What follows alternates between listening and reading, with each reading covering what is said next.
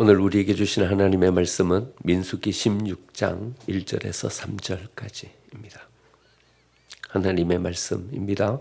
레위의 증손 고핫 손자 이스라엘의 아들 고라와 루벤 자손 엘리압의 아들 다단과 아비람과 벨렛의 아들 오니 당을 짓고 이스라엘 자손 총회에서 택함을 받은 자 곧 회중 가운데서 이름 있는 지휘관 250명과 함께 일어나 모세를 거스르니라.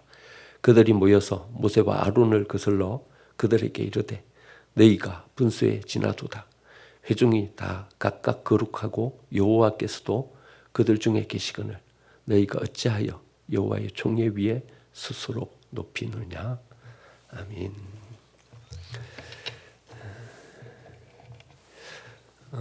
어떤 모임이든지 그 모임에는 그 모임이 가지게 되는 어떤 중심 가치가 있죠.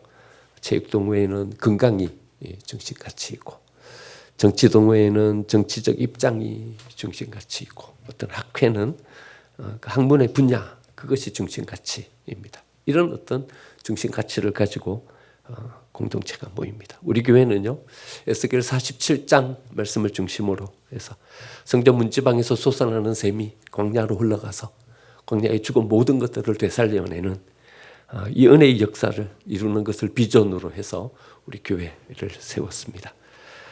그리고 이 비전을 이루기 위해서 예수님의 사역과 안디옥 교회를 중심으로 해서 우리 세 가지 중심 가치를 세웠습니다. 첫 번째는 예수님의 제자가 되는 교회고요. 두 번째는 치유하는 교회이고요. 세 번째는 생명을 주는 선교적 교회. 이렇게 세 가지 중심 가치를 세웠습니다. 창립 10주년을 맞이하면서 2월, 3월 두 달 왔습니다.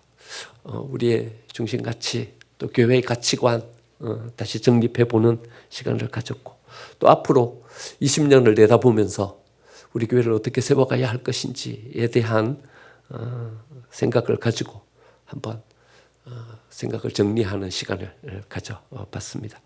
성전 문지방에서 솟아나는 샘으로 시작했지만 이제 샘의 둑을 넘어서서 어떻게 저 죽음의 땅 광야를 향해서 갈 수 있을까? 어떻게 저 어둠의 땅 광야를 향해서 갈 수 있을까? 사람이 능히 헤엄쳐 건너지 못할 큰 강, 한가람의 비전을 가지고 우리 20주년을 향해서 발돋움하면서 나아가기를 소망합니다. 이제 비전을 세우는 것만큼 우리에게 중요한 과제가 있습니다. 그것은 우리에게 허락해 주신 이 과제를 우리의 마음 가운데 잊지 않고 잘 간직하고 놓치지 않고 이 과제를 잘 이루어가는 것, 그것이 우리에게 주어진 또 하나의 더 중요한 사명이다 생각합니다. 개미지옥과 같은 생명을 삼켜버리는 이 광야 속에서 어떻게 우리가 이 중심 가치를 잊지 않고 붙잡고 갈 수 있겠습니까? 이스라엘 백성들 약속의 땅에 들어가기 전까지는 약속의 땅에 들어가기 위한 어떤 비전을 가지고 하나로 똘똘 뭉쳐서 여리고성을 무너뜨리고 약속의 땅을 정복하며 차지했습니다. 정착하고 나니까 마음이 달라졌어요. 우리가 어떤 사람인지 정체성도 희미해졌어요. 여기에서 어떤 비전을 이루어야 하는지 사명감도 희미해져 버렸어요. 우리가 사사기를 읽으면서 발견했습니다. 각자 다 자기 소견에 옳은 대로 행합니다. 왕이 없으니 각자 자기 소견에 옳은 대로 행했다. 왕이 없으니 이 말은 통치자가 없으니 이 말이 아니라 기준이 없다라는 말입니다. 다 각기 자기 기준을 쫓아서 그래 살았습니다. 사람이 얼마만큼 악해질 수 있을까? 사사기를 보면 된다. 이런 말이 나올 정도로 사사기의 백성들은 우리가 그냥 읽기가 거북스러울 정도로 악함에 극단에 치닫는 그런 삶을 살아가고 있는 것을 우리가 사사기를 통해서 발견했습니다. 여러분, 우리도 약속의 땅에 들어가서 세워졌을 때 행여라도 하나님께서 우리에게 허락해 주신 사명을 잃어버리고 이 이스라엘 백성들처럼 이런 모습으로 세워지지 않을까 두려운 마음을 가지고 서게 되는 것입니다. 기준을 잃고 길을 잃은 이 이유를 우리는 오히려 광야에서 살아가고 있는 이 이스라엘 백성들 가운데서 더 선명하게 발견하게 됩니다. 지난주는 리더그룹의 붕괴가 가져오는 결과가 얼마나 참혹했는지를 우리가 한번 살펴봤습니다. 미리암, 아론, 모세는 수평적인 것과 수직적인 관계를 이해하지를 못했습니다. 뒤죽박죽 엉망으로 만들어 버리고 이것을 구분하지를 못했습니다. 리더 그룹이 혼란 속에 빠지자 이스라엘 백성들은요, 가데스 바네아에서 여호수아와 갈렙의 믿음의 보고를 수용하지 못하고 10명의 정탐꾼의 그 보고를 쫓아서 결국 40년을 광야에서 헤매게 되는 이런 어처구니 없는 일을 저질러는, 리더 그룹이 질서를 가지고 명확하게 세워져 있는 것이 얼마나 중요한지를 우리는 거기서 살펴봤습니다. 오늘 본문은 권위와 권력을 구분하지 못하고 있는 고라와 다단과 아비람, 온이 일으킨 이 결과가 이스라엘 백성들을 또 얼마나 혼란 속에 빠뜨리고 있는지를 우리는 보게 됩니다. 반역을 일으킨 사람들은요, 레위 지파 고핫의 자손들과 루벤 지파 사람들입니다. 루벤 지파는 장자이고요, 고핫 자손들은 모세와 아론과 같은 친척들입니다. 그러니까 모세와 아론도 어느 사람들인가 하면은 고핫 자손들입니다. 같이 성전에서 일을 하고 성전의 모든 것들을 감당하고 있는 사람들이 고핫 자손들입니다. 비슷비슷한 사람들이 문제인 거죠. 같이 권력을 가지고 있는 그 사람들이 문제인 거죠. 이것을요, 긍정적인 에너지로 바꾸어서 사용할 수 있어요. 이 경쟁이 아니라요, 누가 더 높으나 수직적인 관계가 아니라 긍정적인 에너지로 이것을 사용할 수 있어요. 그런데 이걸 부정적인 에너지로 사용한 겁니다. 서로 경쟁하면서 더 높아지려고 했던 것입니다. 제 기숙사에서요, 새벽 기도를 할 때 그때 제가 제일 열심히 기도했던 것 같아요. 왜 열심히 기도했냐 하면요, 저는 사실 어렵게 신학교를 들어가가지고 붙잡을 게 하나님밖에 없었어요. 새벽 기도를 마치면 그냥 자리에서 일어나 올 수가 없었어요. 기도하고 있으면요, 거의 맨 마지막까지 제가 기도하고 있는 거예요. 그런데 끝까지 자리를 안 떠나고 있는 또 한 분이 저기 앞에 계시는 거예요. 그래서 제가 우리 6시 새벽 기도 시작하면 어떨 때는 8시, 어떨 때는 아침 식사 시간 끝마칠 때쯤 되는 8시 반, 이때까지 자리를 일어설 수가 없었어요. 그런데 저랑 비슷하게 또 똑같이 저기 앉아서 기도하는 분이 계시는 거예요. 어떤 날은요, 제가 이렇게 기도하다가 화장실을 가고 싶어가지고 화장실을 갔다고 돌아봤더니 그분이 없어졌어요. 그러고 보니까 그분도 저를 보면서 기도하는 거예요. 저도 그분을 보면서 내가 저분보다는 내가 더 열심히 기도해야지 이러면서 기도하고, 그분도 제가 일어서니까 곧 뒤이어서 일어서서 나가고 그러더라고요. 그분 때문에 제가 거기에서 제일 열심히 기도했던 것 같아요. 여러분, 비슷비슷한 걸요, 경쟁으로 내가 더 높아지려고, 내가 더 큰 권력을 가지려고 이래야 사용하는 것이 아니라 어떤 긍정적인 에너지로 바꾸어 버리면 됩니다. 그러니까요, 하향 평준화 시키지 말고 상향 평준화 시키는 겁니다. 더 좋은 방향으로 뭔가의 에너지를 이렇게 사용하면 됩니다. 그런데요, 이것을 권위가 아니라 권력으로 오해를 하니까 여기에 문제가 생기게 됩니다. 여러분, 권력이 아니라 권위가 있어야죠. 대통령이라는 권력이 중요한 것이 아니라 대통령이라는 권위가 중요한 거죠. 교회에서 어떤 직분이라는 것이 권력이 되면 곤란한 거죠. 권위가 있어야 되는 것이죠. 하나님의 말씀과 하나님의 일에는요, 권위가 있어요. 여러분, 권위가 뭡니까? 영향력이고 힘입니다. 하나님의 말씀이 권위가 있는 거예요. 그러니까 그 말씀을 쫓아서 우리가 주일 예배를 지키고 11조를 하고 함께 우리의 삶을 절제하면서 나누고 하는 삶을 우리가 살아갈 수 있게 되는 거죠. 그런데 이 권력은요, 우리의 욕구에서 시작되는 것입니다. 누구를 지배하려고 하는 거예요. 누구 위에서 군림하려고 하는 거예요. 똑같은 힘이지만 권력과 권위는요, 명확하게 구분되는 것입니다. 말씀에는 권위가 있는 것이죠. 하나님의 사람에게는 권위가 있는 것이죠. 우리는 이 권위는 인정해야 하는 것입니다. 담임 목사가 가지는 권위가 있고 장로님들이 가지는 권위가 있습니다. 샘 리더가 가지는 권위가 있습니다. 권력이 아닙니다. 권위가 있어야 그 일을 감당할 수 있게 되는 거죠. 그것을 인정해야 합니다. 여러분, 샘 리더를 세워줬으면 샘 리더로서의 권위를 인정해야 합니다. 따라줘야 합니다. 앞에서 이끌어가는 사람을 인정해주고 따라주지 않으면 거기에서 아무런 역할을 감당할 수가 없습니다. 장로님으로 세워가지고 우리가 투표해서 장로님으로 세워드렸으면 그 장로님의 권위를 인정해줘야 합니다. 그 권위를 인정해줄 때 교회가 하나님의 뜻에 맞게 세워지고 어떤 사역을 감당하며 어떤 일을 이룰 수 있는 것이죠. 고라와 그 무리는 모세의 권위를 인정해주지 않았습니다. 그래서 하나님은 그들을 심판하게 됩니다. 산채로 모든 소유와 함께 땅속에 삼켜지게 되는 거죠. 그런데 고라 자손은요, 여기에서 끝나지 않았어요. 그 후손들이 그의 선조가 그렇게 심판받는 것을 보고요, 교만을 버리고 모세가 하나님 앞에 엎드려 회개했던 것처럼 그들은 회개하기 시작합니다. 이들이 어떤 회개의 과정을 거쳤는지에 대한 구체적인 이야기는 없습니다. 그런데 그 뒤에 그들이 세워진 결과를 보면요, 이들이 얼마나 겸허한 모습으로 세워졌는지가 성경 곳곳에서 드러나고 있습니다.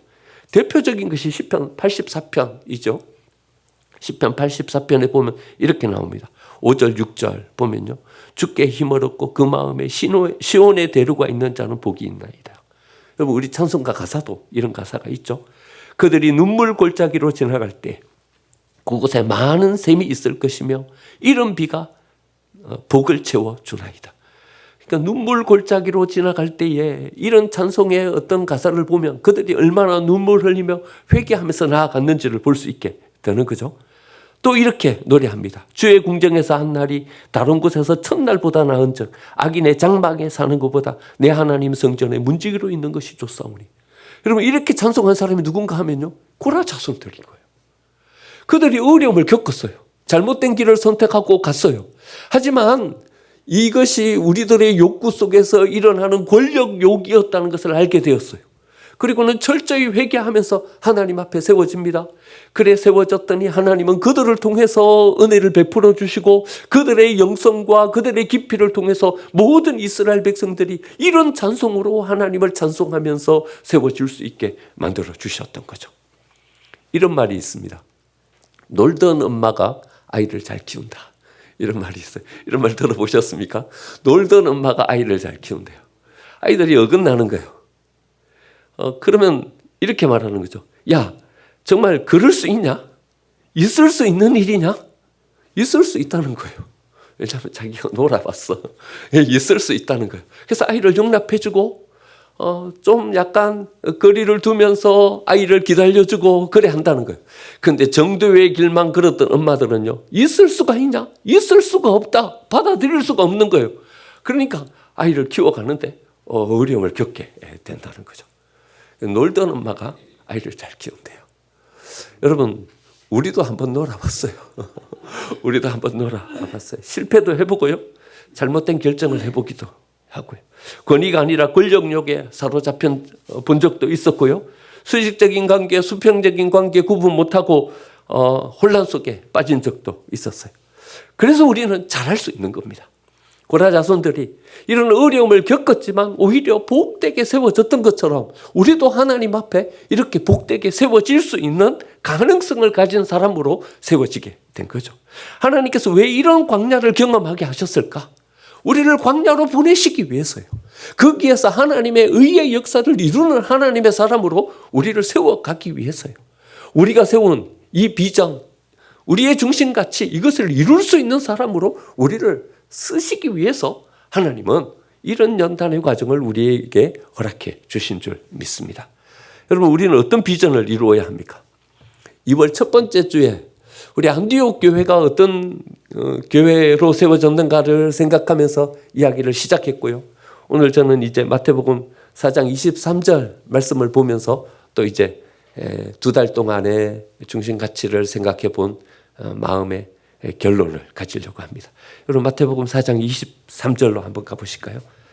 여러분, 한번 이 말씀을 한번 다시 한번 봉독하면서 우리가 가졌던 우리 세 가지 중심 가치에 대한 부분들을 어떻게 세워가야 할 것인지에 대한 것을 한번 정립해 보면 좋겠습니다. 4장 23절 같이 한번 봉독하겠습니다. 예수께서 온 갈릴리에 두루 다니사 그들의 회당에서 가르치시며 전국 복음을 전파하시며 백성 중 모든 병과 모든 약한 것을 고치시니. 그럼 여기에서 우리 세 가지 중심 가치를 가지고 왔어요. 안디옥 교회가 가지고 있는 교회의 그 가치관과 정체성, 거기에서 우리 세 가지 중심 가치를 가지고 왔어요. 여러분, 첫 번째 우리 중심 가치는 예수님이 제자가 되는 교회입니다. 성령의 능력으로 예수님의 삶을 실천하는 성도가 되는 것, 그게 우리가 첫 번째로 이루어야 할 우리의 비전입니다. 마태복음 4장 23절에서도 예수님의 사역을 회당에서 가르치는 사역으로 첫 번째 사역으로 놓고 있습니다. 그러니까 예수님께 잘 배우면 돼요. 예수님은 어떤 분이셨어요? 하나님이셨지만 우리에게로 오신 분이셨어요. 자기의 생명을 희생하는 사랑으로 인류 구원을 완성하신 분이셨어요. 그러니까 우리도 이렇게 예수님을 쫓아가는 예수님의 제자가 되면 돼요. 생명의 에너지가 필요한 그곳으로 우리도 나아가면 돼요. 인간의 몸을 입고 우리와 입장의 동일함, 그 자리에 서서 우리와 함께 해주셨듯이 우리도 우리의 에너지가 필요한 그곳으로 나아가면 돼요. 입장의 동일함, 그 자리에 서서 그들을 보살피고 그들에게 에너지를 주면 돼요. 예수님의 이 가르침대로 우리의 삶의 가치관을 정하고 우리의 방향과 우리의 삶의 목표를 정하고 가면 되는 겁니다. 어디로 가야 하는지, 거기서 무엇을 이루어야 하는지 명확하게 정하고 가면 됩니다. 예수님께서 우리에게 보여주신 대로 샘에 머물러 있지 않고 광야로 나아가면 되는 것입니다. 그 광야에서 생명을 잃어버린, 존엄함을 잃어버린 죽어져가는 그 생명들에게 우리의 생명을 나누어주고 그들을 살려내면 됩니다. 하나님의 나라를 이루시는 그 하나님의 마음을 우리의 마음속에 품고 가면 되는 것입니다. 첫 번째 중심 가치는요, 여러분, 우리가 누구인지 그 정체성을 명확하게 세우는 겁니다. 우리는 무엇을 위해서 살아야 하는지 우리의 삶의 목적을 분명하게 세우면 됩니다. 두 번째 우리 중심 가치는요, 상처 입은 이웃을 치유하고 회복시키는 교회예요. 어디서 따왔냐 하면요, 23절 그 마지막 부분에 있죠. 모든 약한 것을 고치시는 예수님의 치유사역, 여기서 따왔습니다. 하나님을 믿는 신앙이 이웃을 향한 사랑과 위로가 되는 성도가 되는 것입니다. 질병 때문에 잃어버린 하나님의 사람들의 존귀함을 예수님은 다시 회복시켜 주셨어요. 거친 환경과 세상의 악함 속에서 빼앗겨버린 하나님의 사람으로서의 자리, 그것을 다시 세워주는 그 역할을 예수님은 감당하셨어요. 우리도 이 역할을 감당하면서 우리의 삶을 세워가면 되는 것입니다. 여러분, 어떻게 상처 입은 이웃을 치유하고 회복시키는 교회가 될 수 있겠습니까? 저는 지난 17일부터 21일까지 진행된 10주년 우리 기념 부흥회, 거기 속에서 구체적인 어떤 비전을 찾았습니다. 션 집사님의 간증, 두 번째 날 있었죠. 션 집사님은 90년대 말 가수로 데뷔해서 활동했던 진우션, 그 진우션의 멤버입니다. 우리는 가수로 션 집사님을 알고 있기보다는 기부천사로 이분을 알고 있어요. 간증을 들으면서 야, 이분이 대단한 일을 하고 계시는구나 하는 것을 듣게 되었습니다.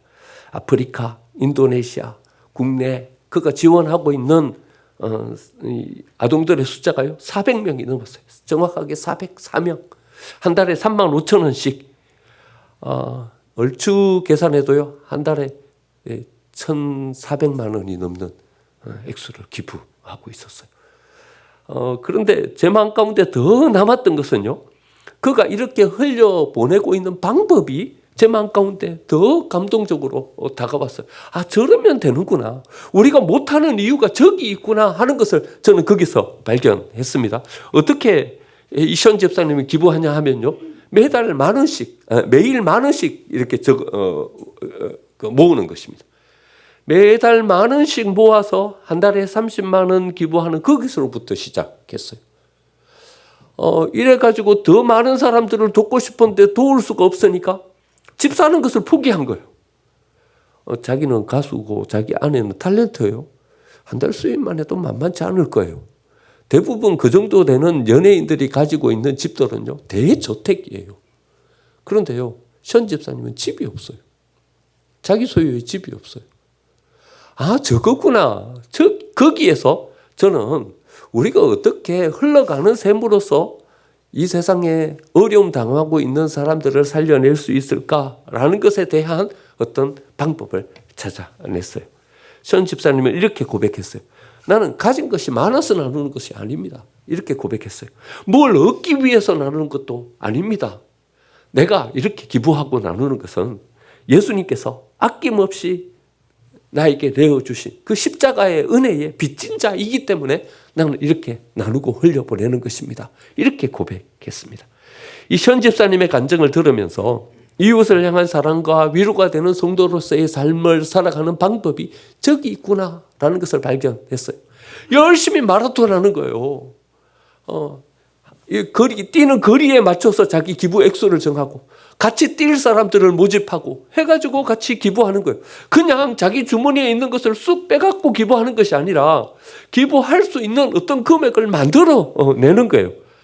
우리도 할 수 있는 방법, 그 비밀이 여기에 있다는 것을 봤습니다. 하나님이 제게 주신 통찰은요, 플러스 예산으로 우리가 누군가를 돕는 무언가를 만들어내는 게 아닙니다. 우리 할 거 다 하고요. 거기에서 남을 돕는 어떤 또 액수도 거기에 덧붙이면요, 할 수가 없죠. 우리 쓰기가 빠듯한데 거기에서 또 더 플러스 해가지고 누구를 도울 수 있겠습니까? 션 집사님의 방법을 이렇게 봤더니요, 마이너스 예산이에요. 뭘 줄이는 거예요. 뭘 안 하는 거예요. 집 사는 걸 포기하는 거예요. 그러니까 마이너스 예산을 세우면 거기에서 남는 것으로 뭔가를 할 수 있겠다 싶은 마음이 들었습니다. 션 집사님처럼 하루에 10,000원은 못해도 우리는 하루에 1,000원은 할 수 있지 않겠습니까?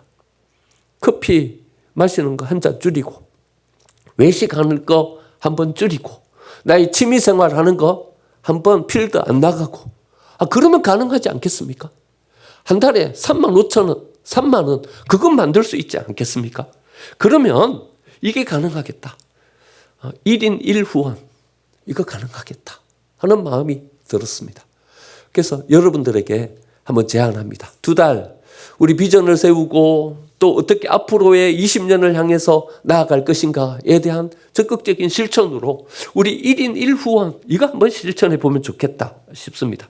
우리의 삶은 여전히 부족하고 여전히 어려운 삶이지만 우리를 통해서 흘러가는 이 나무눔을 통해서 거친 세상에서 삶을 포기했던 그 한 사람이 희망을 가지고 일어서게 된다면, 세상에 넘어져 가지고 이제는 모든 것들을 포기하고 이제는 그의 삶을 뒷걸음질 치면서 나아가는 어떤 한 사람이 우리의 이 나눔을 통해서 다시 도전하고 세워진다면 그것이 우리가 흘려보내는 이 생명의 가장 중요한 대가가 아니겠습니까?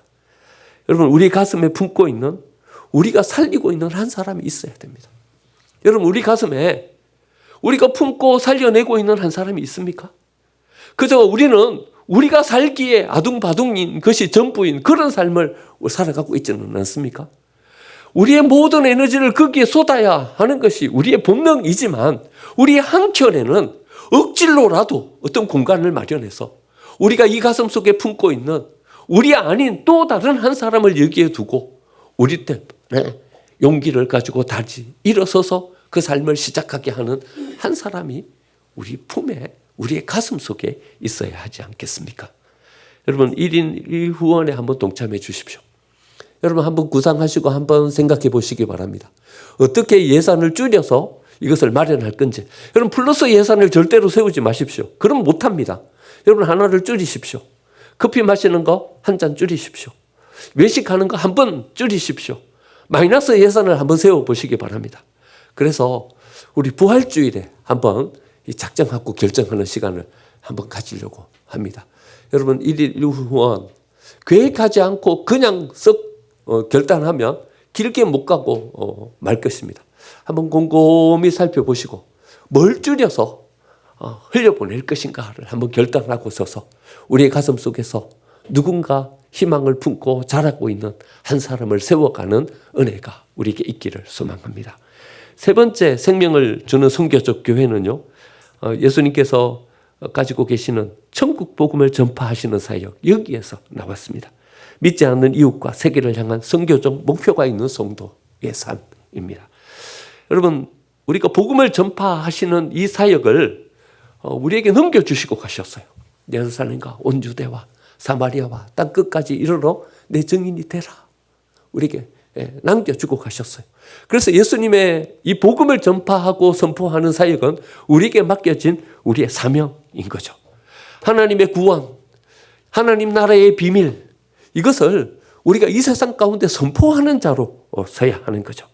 예수님은 어떻게 선포하셨냐 하면요, 우리에게로 나오셔서 우리의 눈높이에 맞춰서 우리가 알아들을 수 있도록 그렇게 우리에게 선포해 주셨어요.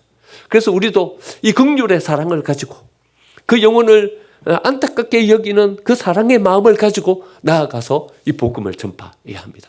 네 종류의 사람이 있다 생각합니다. 첫 번째 부류의 사람은요, 교회 밖에 있는 사람입니다. 하나님의 구원의 계획을 알지 못하는 불신자입니다. 여러분, 우리가 전도해야 될 대상이 누구냐 물을 때, 여러분, 이 사람의 이름을 우리는 하나님 앞에 금방 말할 수 있어야 됩니다. 누가 우리에게 묻든 가슴에 품고 전도하기를 원하는 전도의 대상이 누구입니까? 우리에게 물으면 이 사람의 이름을 말할 수 있어야 됩니다. 우리 올해의 선교적 목표가 있는 성도, 올해의 우리의 목표입니다. 그러니까 여러분 한번 정해 보십시오. 정할 때 이렇게 멀리 있는 사람을 정하지 말고 가까이에 있는 대상을 한번 정해 보십시오. 멀리 있는 사람을 꼭 정하려면 두 사람을 적으십시오. 가까이에 있는 사람을 반드시 적으십시오. 우리 교회를 세워갈 수 있는, 함께 나와서 함께 예배의 사역자로 설 수 있는 사람을 한번 세워 보시기 바랍니다. 두 번째 선포의 대상은요, 예배하지 않는 사람들입니다. 여러분, 우리의 자녀들이 될 수 있고요, 우리의 남편이 될 수 있고 아내가 될 수도 있습니다. 한때 우리 기독교 인구는요 1200만 명까지 갔습니다. 공식적인 통계로요. 그런데 지금은요 700만 명이 공식적인 통계입니다.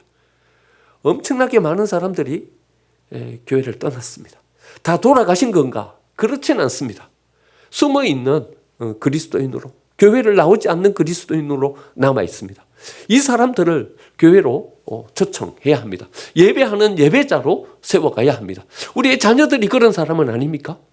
우리의 남편이 신앙생활을 한때는 잘했는데 지금은 교회 나오지 않고 있는 그런 사람으로 세워져 있지는 않습니까? 우리의 가까운 지인들이 그런 사람으로 세워져 있지는 않습니까? 두 번째, 우리가 품고 나아가야 될 사람들은 이 사람들입니다. 이들에게 우리는 예배의 자리로 초청하고 하나님의 구원의 계획을 선포하는 예수님의 그 선포를 우리는 우리의 입술이 대신해서 그들에게 선포해야 합니다. 세 번째 선포의 대상은 교회 나와 예배하지만 중심이 바뀌지 않은 사람들입니다. 중심이 바뀌면요, 우리의 삶의 가치관이 바뀌고 우리의 인생이 바뀌게 됩니다. 근데 여전히 예배하고 있지만 우리의 중심이 바뀌지 않았다면 중심을 바꾸어가는 이 노력이 필요합니다. 세 번째 대상은요, 우리 자신이 될 수도 있습니다. 내가 예배하고 있지만 중심이 바뀌지 않았습니까?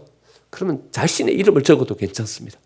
우리 샘 식구들 가운데, 아니면 같이 예배하고 있는 우리 동료들 가운데 가장 사랑하고 있고 내가 아끼고 있는 대상인데 하나님의 그 은혜를 온전하게 우리의 삶 가운데 누리지 못하고 있는 대상이 있다면 그분을 거기에다 적고 기도해 가시기 바랍니다. 그래서 우리가 하나님께서 주시는 은혜를 우리 삶 가운데서 온전히 누릴 수 있는 그런 사람으로 우리를 세워 가야 합니다. 네 번째 선포의 대상은 열방입니다.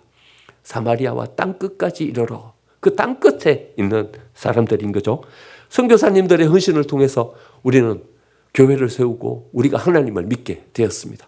그들은 자기의 목숨을 돌보지 아니하고 자기의 가정을 돌보지 아니하고 이 조선 땅에 와서 엄청난 희생의 대가를 지불하면서 교회를 세웠고 복음을 전했습니다. 이제 우리는 이 복음의 빚진 자로 선교의 사명을 가지고 세워져야 합니다. 우리 교회가 첫 번째로 목표로 하고 있는 것은 인도네시아입니다. 하나님께서 이렇게 인도해 주셨다 생각합니다. 우리의 선교의 대상 인도네시아, 족자카르타, 거기에 있는 백성들을 향한 비전을 가지고 그 생명들을 향하여서 우리가 어떤 선교의 비전을 가지고 기도하면서 그들을 하나님께로 인도하실 것인지를 우리는 정해가야 합니다. 여러분, 하나님은 우리 생명생교회를 통해서 이루고자 하시는 비전과 꿈이 있습니다. 그 비전과 꿈을 우리에게 주고 계십니다. 우리는 함께 힘을 모아서 그 비전을 이루는 하나님의 사람으로 세워져야 합니다. 하나님께서 모세를 광야에 보내신 것은 그로 하여금 40년이나 광야에서 광야살이를 하게 하신 것은 그를 다시 광야로 보내시기 위해서 광야로 부르셨습니다. 10년 지나오면서 우리의 삶이 광야 같은 삶이었다 생각합니다. 왜 하나님께서 이 광야길을 걷게 하셨는가?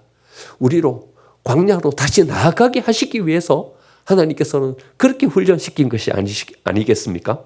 메마른 땅으로 나아가서 생명을 잃어버린 그 땅으로 나아가서 그 땅을 되살려내는 하나님의 은혜의 역사를 이루는 우리 생명생교회가 되기를 원합니다. 이제 앞으로 20년을 향해서 나아가는 우리의 이 비전이 명확하고 분명하게 세워져서 우리 한 사람 한 사람이 이 기도의 제목을 가지고 서서 하나님께서 우리를 통해서 이루고자 하시는 그 귀한 사역들을, 그 비전과 꿈들을 넉넉하게 이루어내는 우리 생명생교회가 되고 또 저와 여러분이 되시기를 간절히 축원드립니다. 아멘.